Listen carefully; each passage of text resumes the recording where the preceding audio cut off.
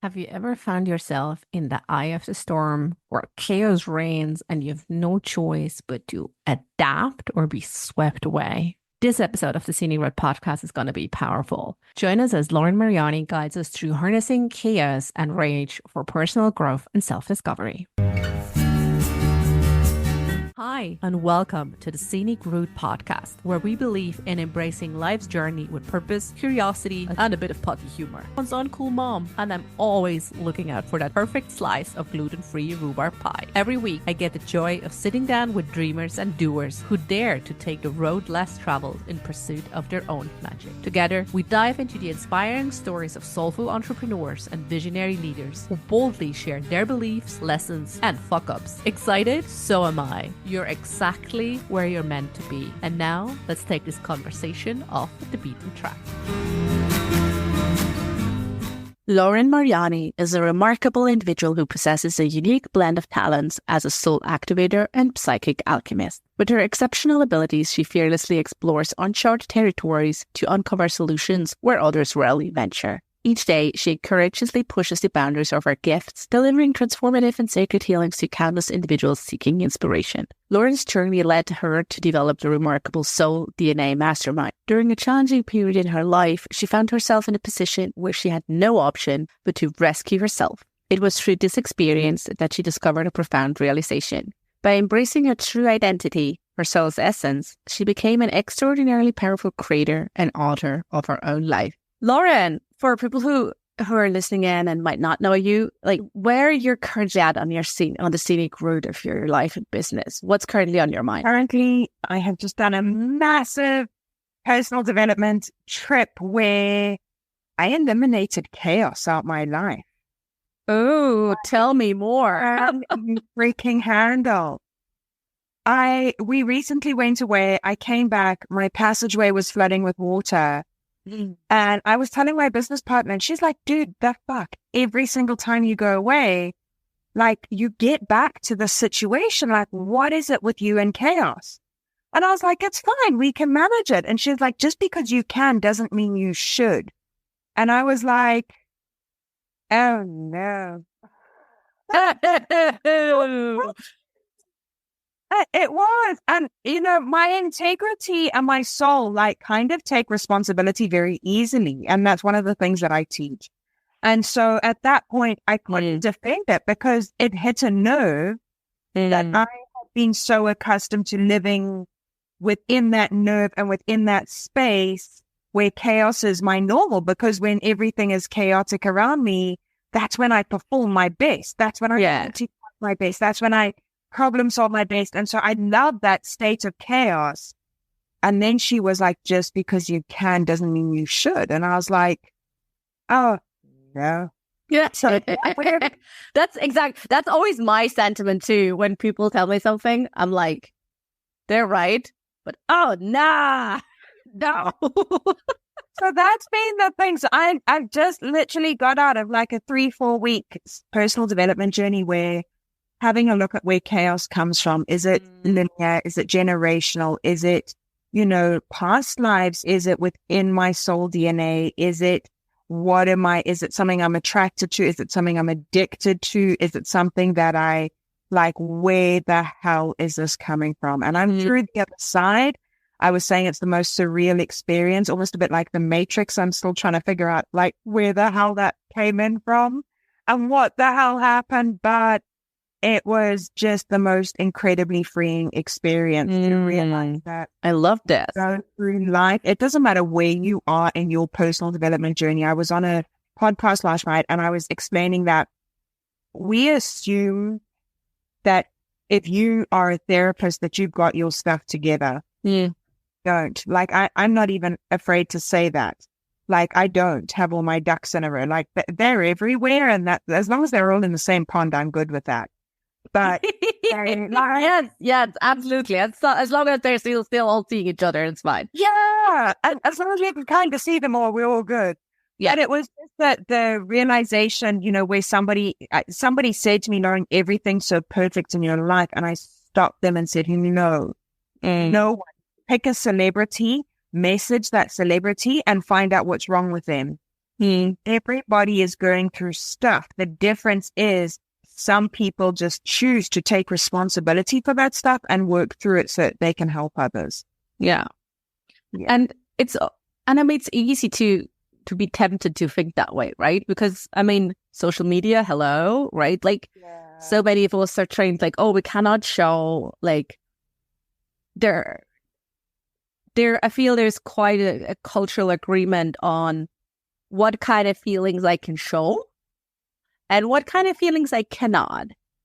And there's like, of course, as well, like a gender perspective to that. I mean, men can show that they're angry, women cannot.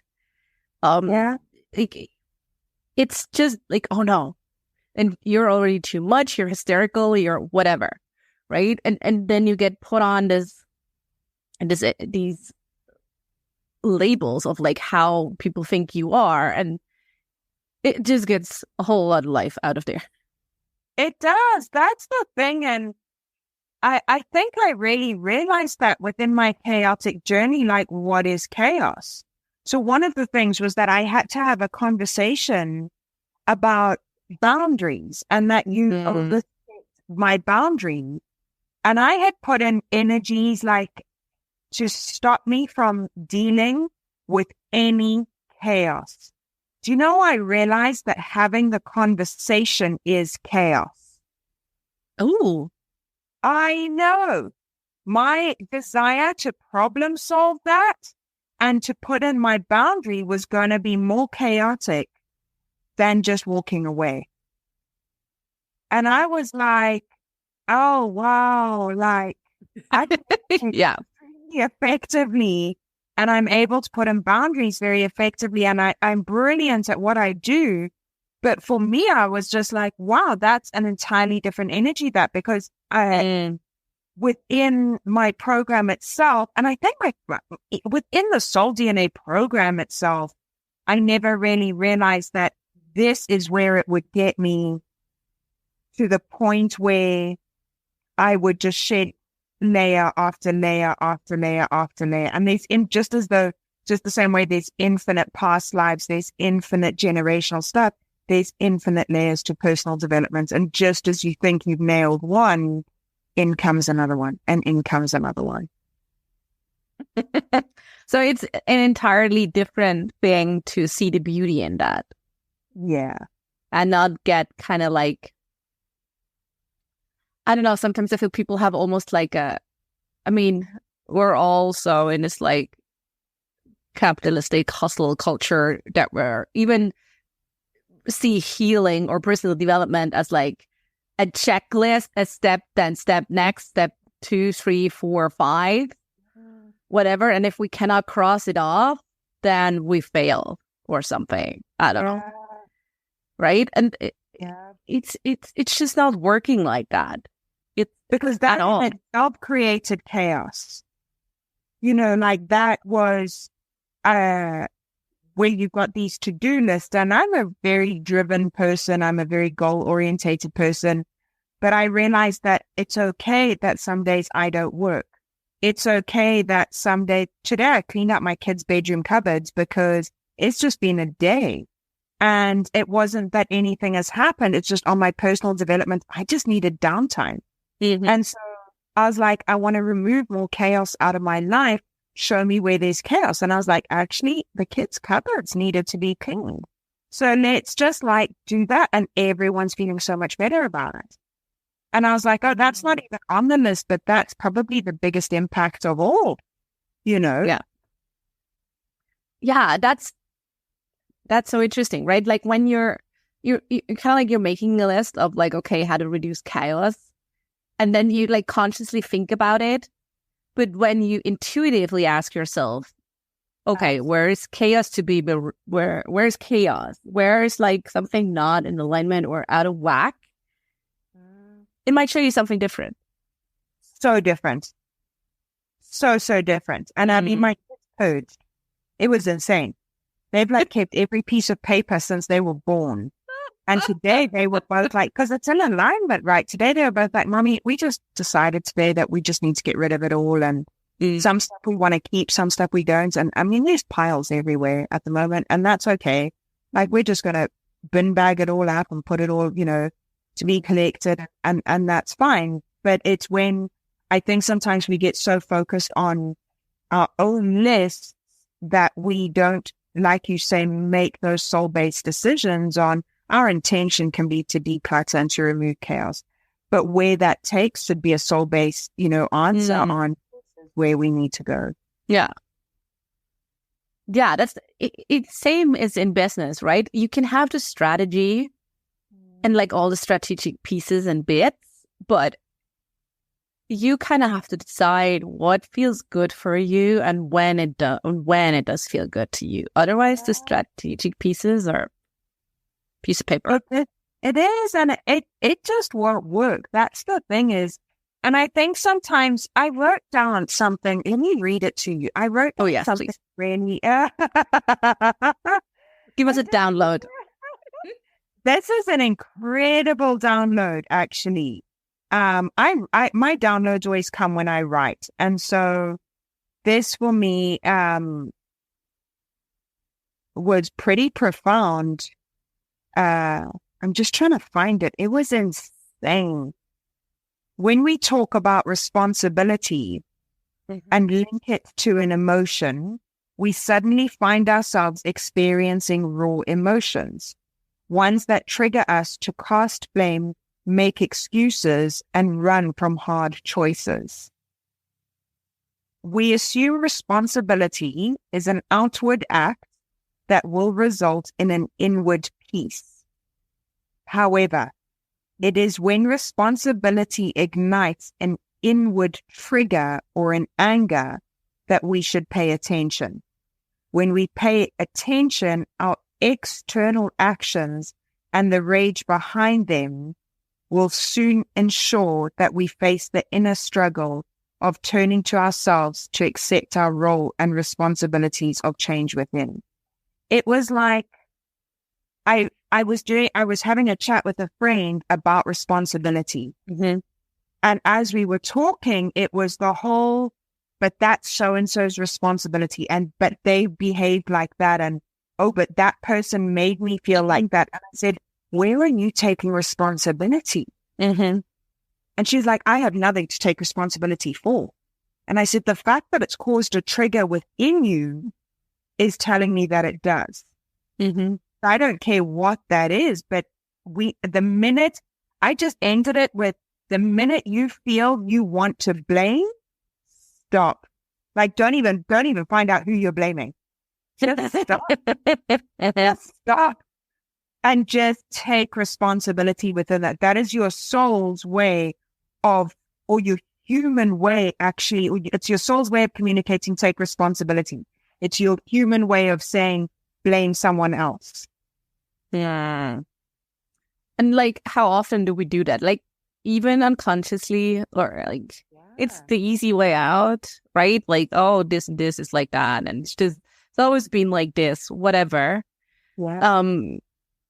And it's really, how do we?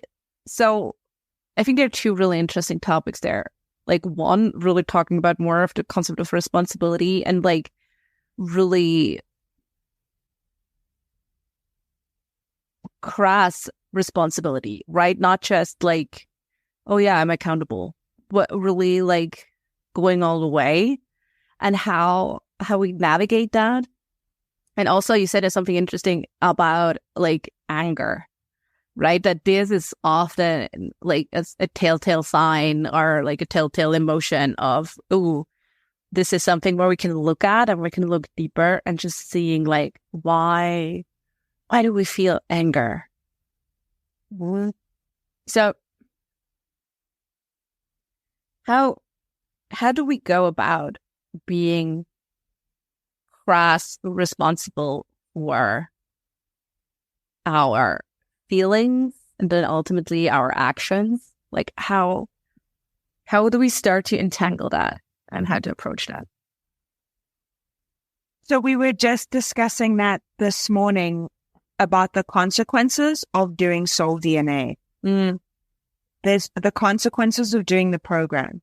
We birthed the program. We've lived the program. We're walking testimony of the program, as are hundreds of others. However, the consequences of it, that was our conversation within ourselves. If we were the first pioneers of this and we wrote this program, if the consequences of it are that we physically no longer have the ability to deflect responsibility. Our intention in creating the program is to make people more responsible for their lives. I don't think we ever pre-imagined that we would get to the point where you were left with no choice but to take responsibility for every single thing. So within the Soul DNA program, I'm going to mix the two because they interlink. Within the Soul DNA program, anger is within the ugly column. It's the ugly emotion, or certainly the emotion we define as ugly, but has the most powerful role, because the ugly column has the most powerful role because it is showing us that has been triggered for a reason, that there has been a soul violation somewhere along the line. So with each one of our emotions, there are 3 columns within Soul DNA: the good, the bad, the ugly. The good is all the typical stuff that I'm outgoing, I'm shy, these kinds of things. The bad are the minor little things like intolerance, impatience. Okay, yeah, What do you say when asking you what, like, in job interviews and things? You're like, oh, I'm impatient. Well, so this was the thing, right? So within birthing this program, I realized that my impatience is actually my driving force, because I'm a naturally lazy person. And so if I am lazy and I allow myself the space to be lazy. However, my impatience is within a spiritual world, the very thing that gets me answers very quickly. I need to help this person now, and it's as simple as that.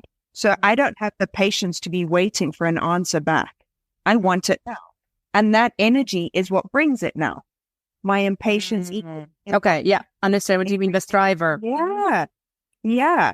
And so I redefine certain things the same way we take a people pleaser.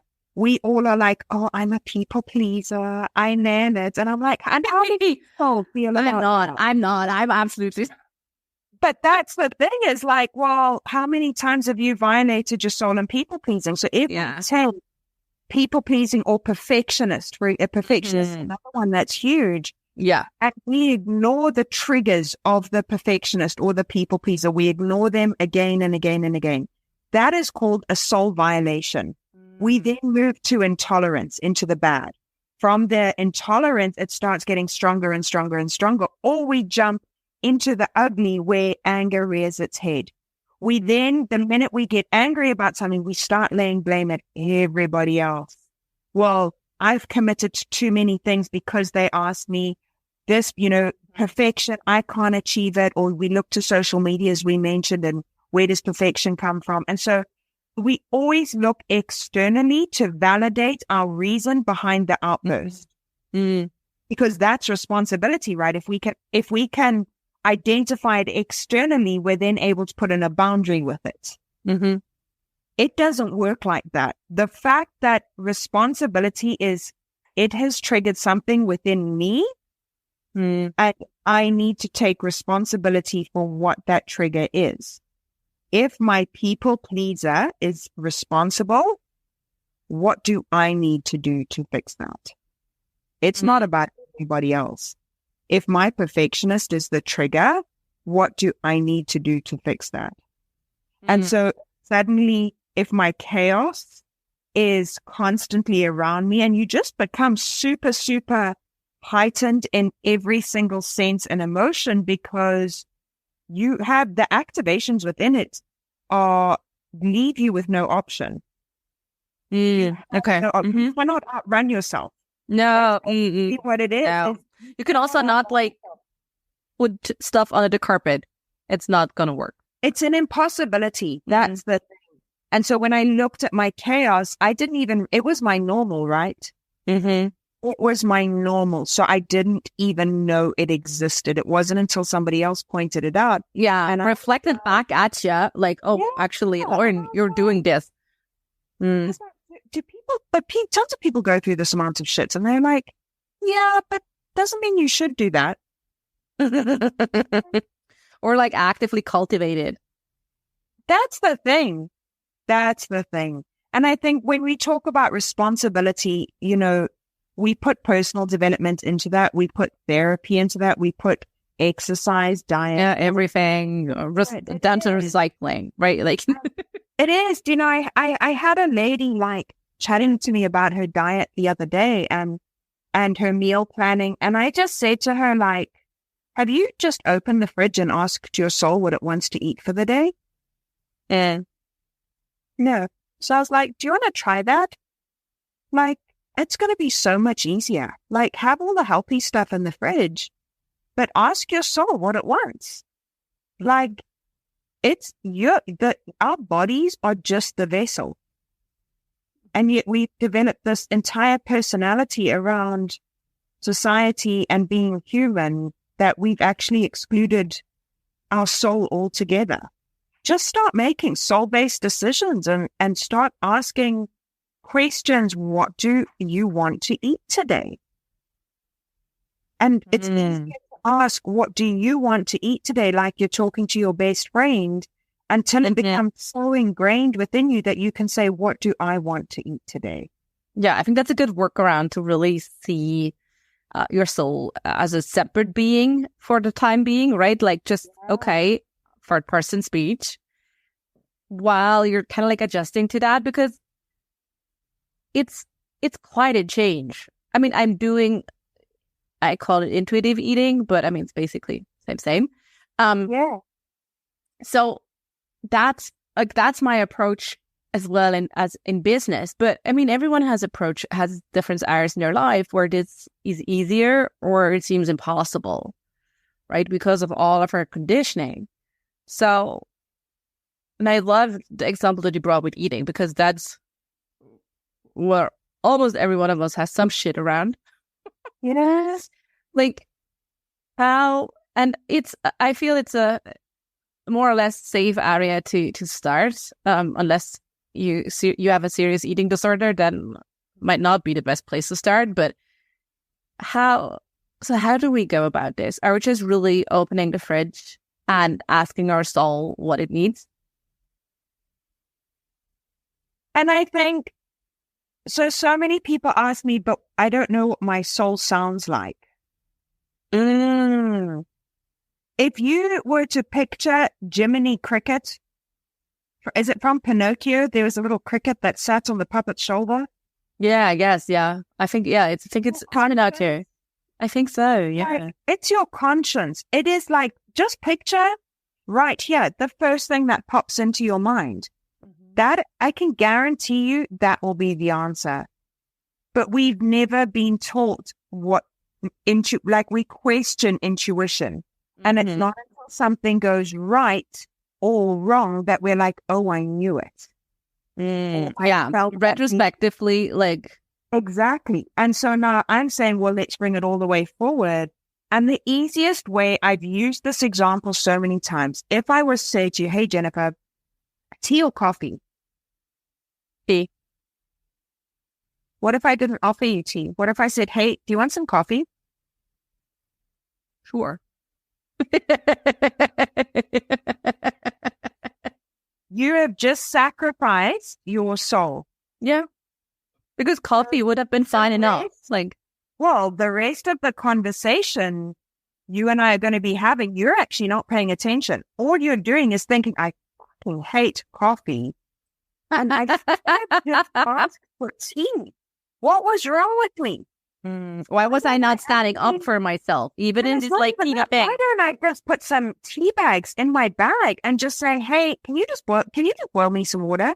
And I'll just put my own tea bag in. Which is no effort at all, right? Like, yeah. It's the same amount of effort. I've got to boil the water to make the coffee. Yeah. It's like you're not a burden to the person, to your host. It doesn't take a lot of space to carry 2 tea bags. Like, it's simple. Start with that. And so the entire rest of our conversation, all you're thinking about, I wish I had had tea. And that's your soul trying so desperately to reprogram your human state in, hey, there's an easier way for this. It's trying so hard to get you to validate that you've just betrayed yourself. Yeah. I kind of like Gab that it realizes there is a dissonance, and it's kind of like, okay, we're trying to eradicate this dissonance. No. Mm-hmm. And so everything you look at, if my husband said, hey, I want pizza for dinner, I wouldn't mind like an Indian takeaway. It's like another road down. Can we pick up both?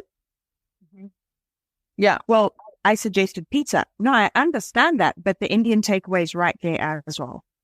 So I would prefer Indian food, and you can have pizza, and that way no one's sacrificing anything. Yeah, because I'm hearing I also don't want you to sacrifice unless you're telling me I didn't think Indian sounds amazing. Well, that's the thing. And if my husband's like, oh, don't worry, I'll give up pizza for Indian. Okay, love, you sacrifice your soul. That's completely like, you do you. I'm not even stressing about it. And so when we look at this relationship with food, that's actually how I learned to communicate with my soul, because I realized that society's taught us to be polite. It's taught us to not ask. It's taught us all these things.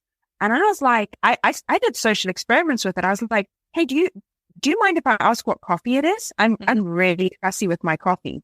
Mm-hmm. And they're like, oh, it's instant. Do you mind if I just have some tea? Mm-hmm. It's not personal. I like a certain type of coffee. And if I can't get that certain type of coffee, I'd rather not have anything. Sure. I'd rather have water. Yeah. And that's not saying anything about you as a person. If you have the insecurity and you take it on, be my guest. I didn't. Which happens a lot, I suppose. I mean, I'm sure things like, oh, Laurin, she's so complicated. She's so difficult. No, that's fine. No. I mean, yeah, sure, it's fine. I mean, it's not your problem. It's theirs. That's what I'm saying. But that's like what makes you, right? Like, I mean, and it goes back to our conditioning of like, oh, we don't want to be perceived as difficult or whatever, right? Audacious and those things. And sometimes it's like, why do I'm we even actively trying to be an asshole about it? Yeah, absolutely. I don't go to a restaurant and actively think about how I can screw up their day. I qualified. How can I make the waiter the most miserable of ever? I qualified as a chef, so I understand what it is in a kitchen to get that order. But at the same time, if there's genuinely nothing on the menu that I feel like eating, or there's an ingredient in there that I don't like, hey, you swap out. I have an egg allergy. Can you swap out eggs and just put extra bacon? Can you swap out eggs and just put extra mushrooms? Yeah. Like, there's nothing wrong with that. There's nothing wrong with that. And equally, I have to take responsibility and understand I'm a fussy eater. So I would rather delay ordering my food, and I have a look at the plates coming out of the kitchen. I feel nothing to go up to a table and be like, hey, what are you eating? I'm still undecided on the menu. I just wanted to see what it was that you were eating. And like, oh, that looks really amazing. Oh my God, that looks rank. Well, what's it? Yeah, what dish is it? Yeah. Like, there's nothing wrong with that, because you're only ever going to do it once, right? I'm going to go back into the restaurant and be like, hey, I ordered this from you last time, but I asked you to hold up on this and you nailed it. Like, you were amazing about the way you plated my food. Can you do that for me again? They're not going to be like, oh my God, that woman walked in, because my attitude is not that. Yeah, like the vibe and the intention behind it is different, right? It's not making it as impossible for everyone to be around you, work with you, whatever. Yeah. And really, like, to some extent, standing your ground. Well, it's just making that soul-based decision. Equally, why am I at that restaurant in the first place? So I write about this within my container, and I say, I if I'm going to pay for food at a restaurant, I want it to be good food. I hate paying for crappy food. Fair. So, yeah. I feel you. If somebody says to me, like, if they can't make decisions, like, I'm always amazed by the amounts of people that can't make decisions. Where do you want to go? I'll name straight. Like, we can do here or here. And the only reason I'm able to give those two names is because I'm able to make an educated decision with my soul. Yeah. And say, is it breakfast, lunch, or dinner that we're going? Yeah. Well, this is my favorite place for breakfast. This is my favorite place for dinner. And this is my favorite place for dinner. Yeah. And they've given me that option. And so how do have so many people a hard time doing I'd say simple decisions, right? Because it's not gonna make or break anything. Like, it's picking a restaurant, picking a movie, picking whatever. Right? It's not. Why do people have a hard time with that? I just think that they're not taking responsibility for their lives. So we keep going back to responsibility. Yeah. Because I was like, hey, Jennifer, do you want to go watch the new Barbie movie? And you were like, absolutely not. Are you out of your mind? Hey, Jennifer, do you want to go watch a movie? Yeah, sure. What movie are you watching? I don't know. Let's go. Your soul is already dying. Oh, yeah. It just sounds exhausting. Like, what kind of movie? Yeah. It is. But Lauren's the girly girl. I bet the amount of anxiety. Oh my God. I bet Lauren's going to go watch the Barbie movie. I just don't know that I can deal with the Barbie movie. But if I ask her, I don't want to seem rude. So how the hell am I going to get out of this? Okay. Okay. My head is spinning just from that. Oh, dear. You understand. Yeah. Like, I gladly come see the Barbie movie with you a second time. Nah. I haven't even watched it the first time. I've been invited so many times and I'm like, I just can't wrap my head around it. It's a no. I didn't even play with Barbies as a kid. I don't need to be playing in a movie house. Yeah. Yeah. Get that. That's like when we think about making decisions, I don't mind or you choose has to be genuine. Mm-hmm. Where you are going from the worst coffee in the world to the best coffee in the world and everything in between. Mm-hmm. And you're prepared to make that decision. And so when you talk about like making soul-based decisions with food, it's the worst plate of food or the best plate of food. Mm-hmm. You could have either one. It just needs a decision as to which one. Mm-hmm. Yes. Let's circle back. I think there's something particularly interesting that was kind of like, let's drill down there. You said, like, whatever decision, like, basically, no one cares as long as it's like your genuine decision. And for it to be a genuine decision, we gotta have a level of understanding of ourselves and living fully in our truth to do that, to know actually what's genuine for us, right? Like, how we have to live in a way that feels authentic and real. Real is silly. It's not the right word, but it's a good word. How can we start making genuine decisions, like, or not making them, but knowing they're genuine decisions, like, and what kind of role plays our own authenticity in that? I think for me, this was the very question that got me to write this program. Is my husband said to me, "Who are you?" I don't know you anymore. Mm-hmm. And I was like, I had such a smart comeback, but I couldn't even say it. Because all I could say to him is, I'm a wife, I'm a mother, I'm a daughter, I'm a chef, I'm interior decor, I'm a counselor. Like your roles. They weren't who I was. Mm-hmm. And I was like, shit, I don't know. Like, I remember saying to him, I don't know. Mm-hmm. And so that was for me, is I went through labels. We spoke about labels. And I just started writing lists and lists and lists of labels. Labels mm-hmm. that everybody had called me, labels of situations that I had been in, labels that other people had put on me. I literally put them onto like Post-it notes. And I stuck them all over my body. Ew, that's very visual. I love it. Mm-hmm. Yeah. And I like, if anybody's listening to this, do it. Literally do it. If you doubt what I'm saying, do this. Start putting them onto your body so that you can see if you identify with them or not. Because when you walk past a mirror and you're like, no, I could never identify with being aggressive. I'm not aggressive. I'm passionate. I could never identify with, I could never be an academic. Whilst my grades showed an A+, I never identified as academic. So, but there's stigmas that come with every single one of these things. I'm not a fussy person at all. I really am not fussy in the slightest. I'm particular. And so if I can't have something a certain way, I get to make a decision to say no, thank you.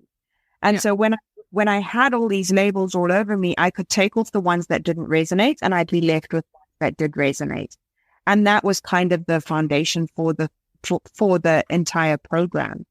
But for anybody going out there and understanding your authenticity, it's about just being able to say, what do I want? Like if you were to ask yourself that every single day, what do I want? Is that what I want? Every decision that is made, every decision made. And you probably have to start, if you're anything like me to go through this process, you probably have to start really, really, really small. Tiny, right? Like even tiny, like when you think of something now, go tinier, go smaller, right? Like it is though. And it's like, the thing is though, is it's always, I guess society has also made personal development huge. And, it's a big industry. And it's made transformation painful. The reality is, though, is that the more we feed back into ourselves and the more loyal we become to ourselves, the more responsibility we take on within our own development, the less painful it becomes, because that becomes the addiction, because the results are insane. So if we go back to the tea or coffee, Jennifer, I have an entire cupboard full of teas, love. Do you want to choose your own tea? Or did you bring your own tea and you'd be like, actually, I'm really particular about my tea. Do you mind if I keep my own tea bag? You and I have a very different outcome in our conversation. Very different. You've eliminated so many hurdles. You've eliminated so many obstacles. You've removed so much from your life just by being authentic. And that's what, like, I keep saying to people, is authenticity is alchemy.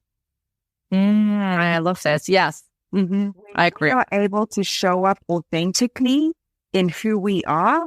I'm able to show up in certain social situations and say, no, my opinion, I am being an arsehole about it. I actually am not even prepared to hide that. I've taken away everyone else's power. No one can stand there like, Laurin was an arsehole. I called myself that. Yeah. It's reclaiming, it's reclaiming your power in that way. Yeah. I'm curious. As you said, like you started kind of like this whole process of the soul DNA when your husband asked you, like, Laurin, who are you? And you said you didn't know. So now, Laurin, who are you? I have a note in my phone. Let me find it. Yes. I have a note. Maybe another note download. I wrote, can I tell you? I wrote that note in my phone. If you want to tell me. It is. I have saved it. And it is the very thing that got me through. Can I tell you? So I wrote this note probably the same time he asked me that question, but I didn't understand who it was. I was yet to become this person. Interesting. I, Laurin Mariani, am audacious, passionate, and loyal, a soul alchemist, a deliverer, and a leader who heals, loves, and believes. This is beautiful. That's what and I remember looking at it thinking, I don't identify with any of that. But you had to grow into this. My soul identified it. And so when I look at who I am today, and audacious was one of them. Like, I remember I couldn't fill that in for a long time. But the soul DNA container teaches you how to write that. There's a method to it, and there's a reason why you write it. And it's 100%. It's 100%. I love it. It's beautiful. So how can we meet this great, audacious person of you online? Where you hang out? Tell us. So my website, www.laurinmariani.com. Everything to know about me is on there. Equally on Facebook, Laurin Mariani is there. There is Discover Your Soul DNA. That is tons of short tutorials, tons of short videos and what have you about who I am, why I am the way I am, and how I show up. And so anywhere on their Instagram, there's a handle as well. I think it's Mariani Laurin is on my Instagram handle. And then I recently started, I love having coffee or tea or hot chocolate, but I recently started doing coffee conversations twice a month.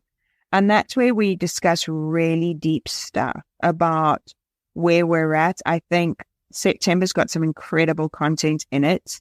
October's got some incredible content. The collision between chaos and our soul contract. There's incredible stuff. Okay, where are you hosting those coffee conversations? We send it via link, so it's a little bit more intimate for that. Because there's some deeper stuff, and people always, feel a bit much when it's shown to the world. But within our lives, we discuss similar things within our lives online. And I have no issue sharing any of it or anything like that. That is part of authenticity. If I don't want to, you'll get a straight no. Yeah, exactly. It's still up to you what you're up sharing with us and what you're not. Yeah. Yeah. I have one final question, and I'm sure you will share this answer with me. What book are you currently reading? I am reading. I don't even know what it's written by. It's by the author, the founder of Nike, Shoe Dog. That's okay, interesting. Yeah. Is it good? Can you recommend it so far? Absolutely. It messes with my head a little bit. Oh, okay. That is going on my pile. That is going on my pile. It's about where passion. I think for me, it's about how strong is your passion. Like that comes through. Like we look at Nike and a pair of Takis and be like, he just had it easy. When you look at it, you're like, oh, wow. Yeah. Yeah. Wow. Yeah. That's going definitely on my pile. Yeah. All right. Thank you so much for being on a scenic route with me. We had we started off strong, just because you can doesn't mean you have to, which is amen. And we had so many good nuggets. It feels like therapy session, and I need to I need now some time to readjust myself and recollect myself, because there were so many good pieces and my mind is connecting all the dots. It was really inspiring talking to you. Thank you so much, Laurin. Thank you so much for having me, Jennifer.